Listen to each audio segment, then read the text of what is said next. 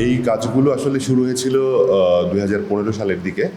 এই ধরনের কাজ পাবলিকলি শো করব এটাও আমার মাথায় ছিল না, কিন্তু বেশ কয়েকজনের সাথে আমি ছবিগুলো শেয়ার করার পরে দিলারা বেগম জলি উনি আমাকে প্রথম বলে যে তুমি এগুলো প্রিন্ট করতে পারো এবং এগুলো পাবলিকলি দেখাতে পারো। This is the first thing, যে আমি তখন একটু একটু সাহস করি।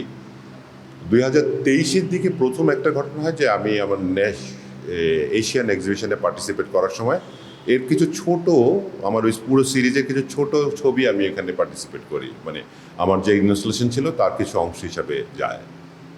তখন আরও বেশ কিছু শিল্পী আমাকে তখন বলে যে এগুলো আসলে এগুলো দিয়ে একটা শো হইতে পারে।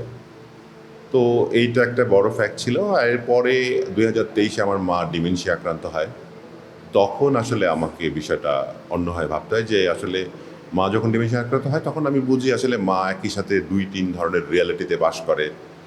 তো এবং এটা আসলে সব মানুষই করে, ওনারটা অসুস্থতার কারণে আমরা রেকগনাইজ করতে পারছি, আমাদেরটা আসলে এইভাবে পারা যায় না। আপনি যে কল্পনা করেন, আমরা যে কোনো কিছু নিয়ে ডিজায়ার করি, এগুলোর মধ্যে দিয়ে আমরা আরেকটা জগতে বাস করি। আমার যে বিলিফ সিস্টেম সেটার মধ্যে দিয়ে আমি আরেকটা জগতে বাস করি।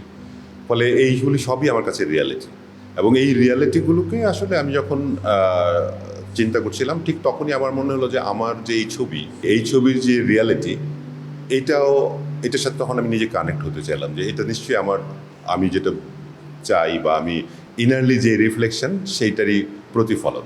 তখন আবার সিরিয়াসলি বেশ কিছু কাজ নিয়ে ভাবনা চিন্তা শুরু হয়, এবং সেটার ফলাফল আসলে আজকের প্রদর্শনী।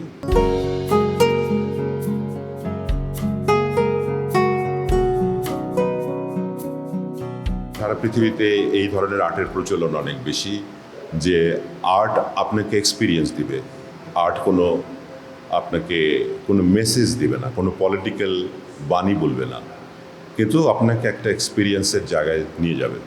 এটার আসলে সূত্রপাত অনেক আগে থেকে, কিন্তু ইদানিং এটা পৃথিবীতে অনেক বেশি প্র্যাকটিস হচ্ছে। তখন আমার মনে হল যে এই কাজগুলোকে আসলে ওই জায়গায় স্থানান্তর করা যেতে পারে। এবং সেই অনুসারে আমার বাকি আয়োজন, এখানে প্রায় 2টা ইনস্টলেশন আছে, একটা মোশন ফুটেজ আছে যেখানে সবচেয়ে বেশি ইমার্সিভ কাজ করে, এবং এগুলো তাত্ত্বিকভাবে, বাকি শিল্পগুলো তাত্ত্বিকভাবে কাজ করে, কিন্তু ওইখানে যেটা হয় যে আপনার মোশন ফুটেজের যেটা হয় যে আপনি সেখানে একটা মেডিটেটিভ স্পেসে চলে যেতে পারেন আপনি যদি দীর্ঘক্ষণ দাঁড়িয়ে থাকেন।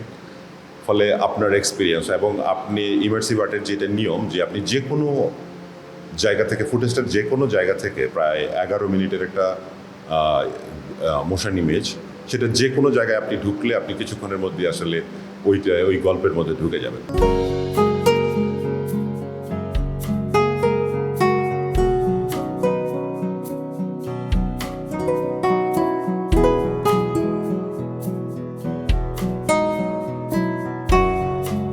দর্শকরা আসলে অনেক রকম, মানে আমার ছবিকে আমাকে নতুন করে চেনাচ্ছে, যেটা হচ্ছে যে এটাই সবচেয়ে বড় বিষয় ছিল।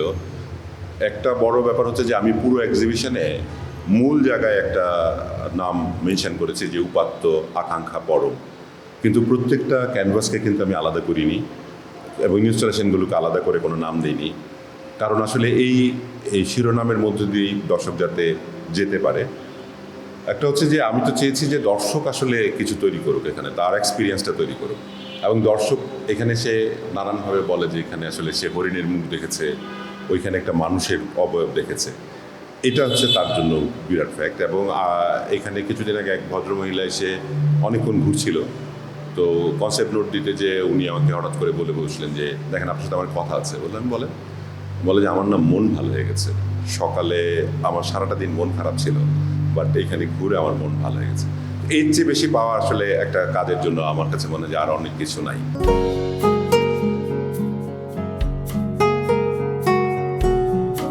কখনো কখনো আমার যে সচেতন মন, সে